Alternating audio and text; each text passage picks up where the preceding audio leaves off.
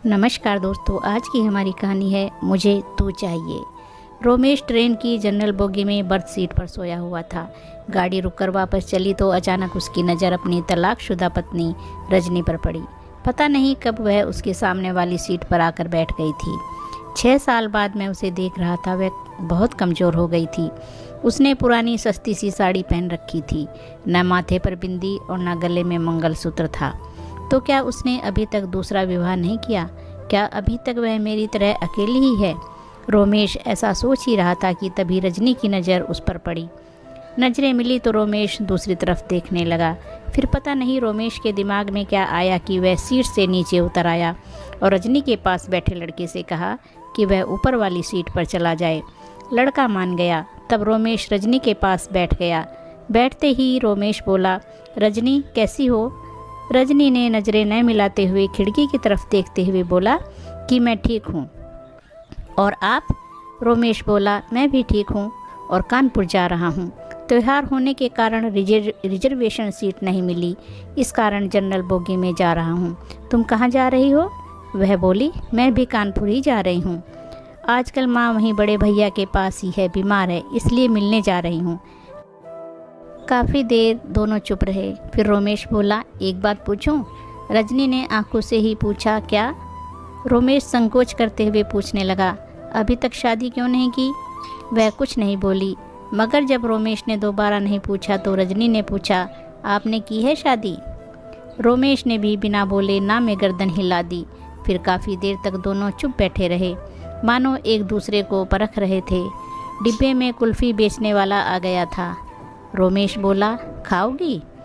रजनी ने ना में सिर हिला दिया। रोमेश ने रिक्वेस्ट करते हुए पूछा, खा लो यार, तुम्हारे साथ मैं भी खा लूँगा। जानता हूँ तुम्हारी सबसे बड़ी कमजोरी कुल्फ़ी है। वह थोड़ा मुस्कुराई तो रोमेश ने महसूस किया कि वह अपनी आंखों से बहने वाले आंसुओं को समेटने का प्रयास कर रही है। 7 साल उसके साथ रहा था। जब वह अपने आंसुओं को समेटने का प्रयास करती थी तो ऐसे ही मुस्कुराया करती थी। रोमेश दूसरी तरफ देखने लगा तो रजनी चुपके से अपने आंसुओं को पोंछने लगी। फिर वह सहज होकर बोली, एक शर्त पर खाऊंगी। रोमेश बोला, क्या शर्त है? तो रजनी बोली, पैसे मैं दूंगी।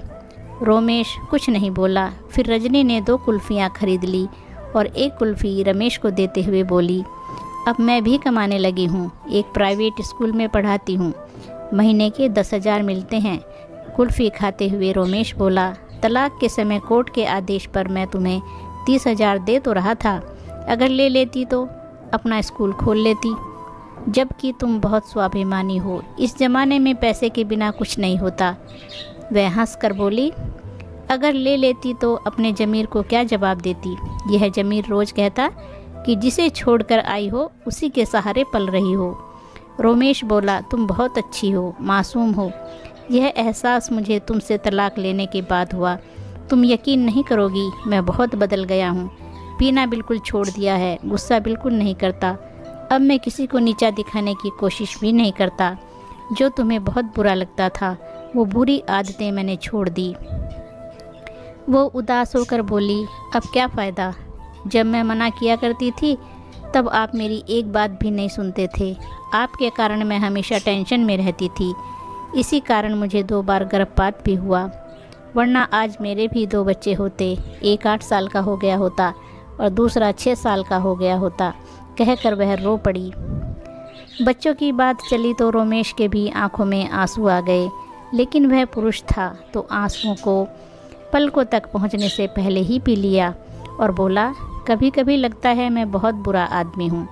मैंने कभी रिश्तों की कदर नहीं की, उसी की सज़ा झेल रहा हूँ। आज बिल्कुल अकेला हो गया हूँ, अब माँ भी नहीं रही। माँ के ना होने पर रजनी को बड़ा दुख हुआ। मैं तो माँ को भली चंगी छोड़कर आई थी, उनको क्या हो गया था? इस बार रोमेश भावुकतावश अपने आंसुओं को रोक नहीं पाया और बोला, वह तुम्हें हर दिन याद करती थी, बोलती थी बहू को वापस ले आओ। मैं उन्हें कैसे समझाता कि तलाक के बाद बहू घर वापस नहीं आती। फिर दोनों के बीच चुप्पी छा गई। कानपुर आ गया था, स्टेशन आने वाला था। रोमेश बोला, वापस कब जाओगी? रजनी बोली, आज रात यहीं रुक रहूँगी। कल की सुबह की ट्रेन से वापस जाऊंगी। फिर वह खड़ी हो गई।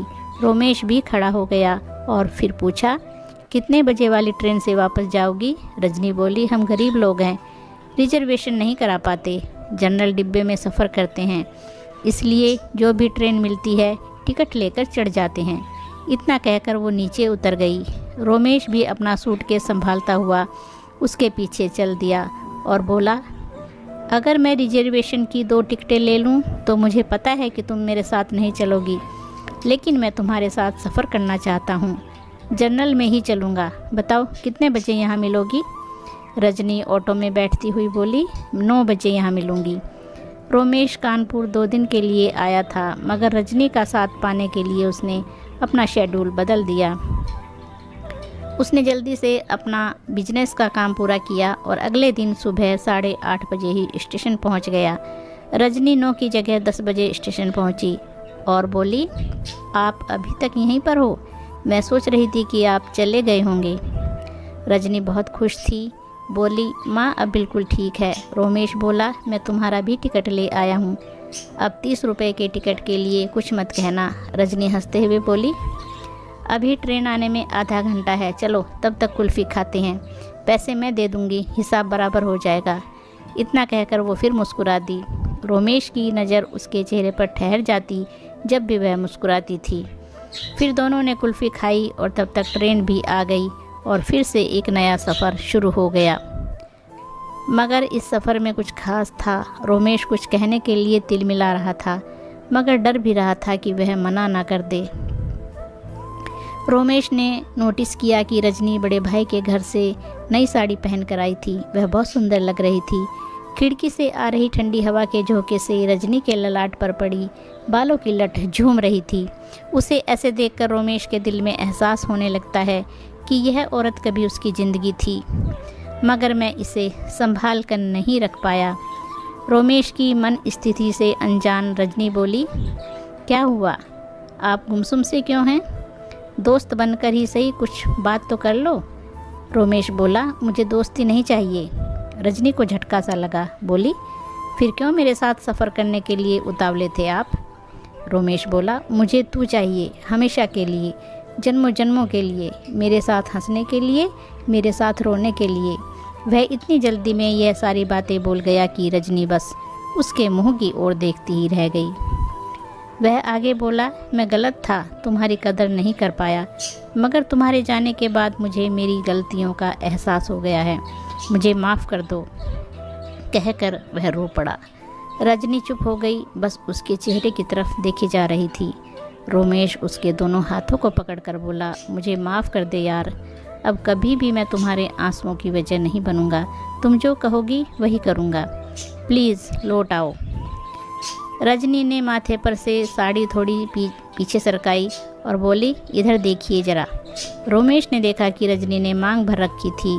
वह बोली, मैं जानती थी आप यही सब करोगे, मैंने कल ही सोच लिया था कि मैं अब अकेले चलने के दिन ख़त्म हो गए हैं, मेरा हमसफ़र लौट आया है, अब आगे का सफ़र उसी के साथ तय करना है, थक गई हूँ मैं अकेले चलते चलते। कहते हुए अजीब सी मुद्रा में मुस्कुराने लगी। रोमेश बोला, मैं जानता हूँ जब तेरा दिल रोने को होता है तब तू ऐसे ही मुस्कुराती है, मत रोको आंसुओं को, इन्हें बह जाने दो, दिल हल्का हो जाएगा। इतना सुनते ही रजनी का संयम जवाब दे गया। वह ज़ोर ज़ोर से रोने लगी। पूरे डिब्बे के लोग उन्हें ही देखने लगे, मगर रजनी ने लोगों की परवाह नहीं की। वह रोमेश के कंधे पर सर रखकर रोती रही। कुछ देर बाद रजनी का गांव आ गया। गाड़ी कुछ पल रुकी, फिर चल पड़ी। रजनी को अब वहां उतरना ही नहीं था। जिंदगी में अब एक नया सफ़र फिर से शुरू हो गया। अब उसकी मंजिल मायका नहीं, पिया का घर था, जो वर्षों से उसके लौटने का इंतज़ार कर रहा था। अब वह भी रोमेश के कंधे पर सर रखकर आंखें बंद कर मंद मंद मुस्कुरा रही थी, एक मासूम बच्चे की तरह। तो दोस्तों, यह थी आज की कहानी। अच्छी लगी है तो लाइक और शेयर ज़रूर करना और चैनल को सब्सक्राइब करना। धन्यवाद दोस्तों।